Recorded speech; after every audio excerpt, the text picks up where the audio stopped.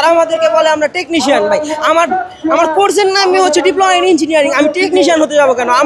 আমরা তো diploma in engineer. তারা নবম গ্রেড থেকে দশম গ্রেড আসতে চাইতেছে। আরে ভাই তুমি দশম গ্রেডে কেন আসতে যাবা? তোমাদের জন্য তো নবম গ্রেড বরাদ্দ করা আছে। না বুঝ যারা টোকায় তারাই তো এগুলা করবে। এটা তো কোনো মেধাবী শিক্ষার্থীর পরিচয় হইতে পারে না। আজকে 4 দফা নিয়ে রাস্তায় নামছি, তো সামনে যদি আমাদের এই দাবি মেনে না নেওয়া হয় তো আমরা সামনে আরো কঠোর থেকে কঠোর আন্দোলনের ডাক দিব। প্রকৌশলী অধিকার আন্দোলন কর্তৃক ডিপ্লোমা প্রকৌশলীদের প্রকাশ্যে গুলি করা এবং জবাই করার হুমকি দেওয়া হচ্ছে। আসলে ভাই মেধাবী হিসেবে তারা দাবি করে, তারা কিভাবে একটা সন্ত্রাসী কায়দায় আমাদের গুলি করা এবং জবাই করার হত্যার হুমকি প্রদান করে। তারা আমাদেরকে বলে আমরা টেকনিশিয়ান। ভাই আমার কোর্সের নামে হচ্ছে ডিপ্লোমা ইন ইঞ্জিনিয়ারিং, আমি টেকনিশিয়ান হতে যাবো কেন? আমরা তো ডিপ্লোমা ইন ইঞ্জিনিয়ার। এখানে তো আমরা নিজেদেরকে ইঞ্জিনিয়ার দাবি করছি না, আমরা সবসময় ইঞ্জিনিয়ারিং দাবি করছি। এবং তারা এই জায়গায় দেশ এবং সরকারকে অস্থিতিশীল করার জন্য এরকম বিভিন্ন একটা কুচক্রী মহল হিসেবে তারা মাঠে নামছে দেশকে অস্থিতিশীল করার জন্য। আপনার প্রিয় কাপড়ের যত্নে এলো এনজাইম সমৃদ্ধ Arik silver wash detergent powder 500 গ্রাম মাত্র 70 টাকা। প্রিমার্ক। সেই প্রতিবাদে আমরা আজকে এই যে 7 রাস্তায় ঢাকা পলিটেকনিক, ঢাকা মহিলা পলিটেকনিক, গ্রাফিক্স আর্ট সহ আমাদের সিরামিক্স সরকারি বেসরকারি যত প্রতিষ্ঠান আছে আমরা সকলে জায়গায় অবস্থান কর্মসূচি করতেছি। এবং তারা দেখা যাইতেছে দেশকে যে অস্থিতিশীল করতে চাইতেছে, এটা দেশের জন্য কোনোদিনও কাম্য নয়। তাদের কাজ হচ্ছে তারা রিচার্জ করবে, তারা দেশকে কিভাবে এগিয়ে নেওয়া যায় সেই হিসাবে কাজ করবে। আর তাদের দাবিগুলো আপনি যদি একটু লক্ষ্য করেন, সেখানে দেখা যাবে তারা দাবি করতেছে যে তারা নবম গ্রেড থেকে দশম গ্রেড আসতে চাইতেছে।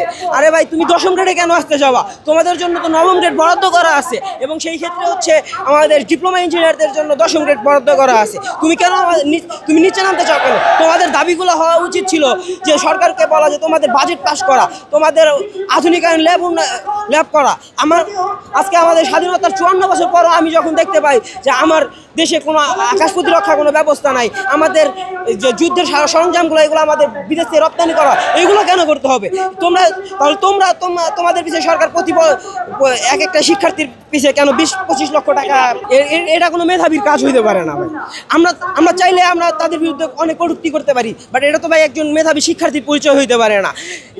এগুলা কারা করবে? যারা না বুঝ যারা টোকায় তারাই তো এগুলা করবে। এটা তো কোনো মেধাবী শিক্ষার্থীর পরিচয় হইতে পারে না। তারা বিভিন্ন সোশ্যাল মিডিয়াতে পোস্ট করতেছে তারা, এবং বিভিন্ন তাদের যে গ্রুপে যে আন্দোলন পরিচালনার জন্য যে গ্রুপ আছে এগুলাতে বিভিন্ন কিছু স্ক্রিনশট লিক হয়েছে যে তারা এরকম ডিপ্লোমেন্টদের গুলি করে হত্যা করার হুমকি দিতেছে। তো এটা কখনোই একটা দেশের সর্বোচ্চ ইঞ্জিনিয়ার যারা বুয়েট থেকে কুয়েট থেকে পড়ে আসতেছে তাদের কাছ থেকে কখনো আমরা এটা আশা করি না। কেননা আমরা দশম গ্রেড এটা আমাদের 13 থেকে বা 76 থেকে আমরা এটা আমাদের পেয়ে আসতেছি, কিন্তু তাদের এই অযৌক্তিক দাবির বিরুদ্ধে আমরা এই আন্দোলন আজকে 4 দফা নিয়ে রাস্তায় নামছি। তো সামনে যদি আমাদের এই দাবি মেনে না নেওয়া হয় তো আমরা সামনে আরও কঠোর থেকে কঠোর আন্দোলনের ডাক দিব। সারা বাংলাদেশে ইনশাল্লাহ আমাদের যত পলিটেকনিক আছে সব পলিটেকনিকে এই ডাক দেওয়া হবে।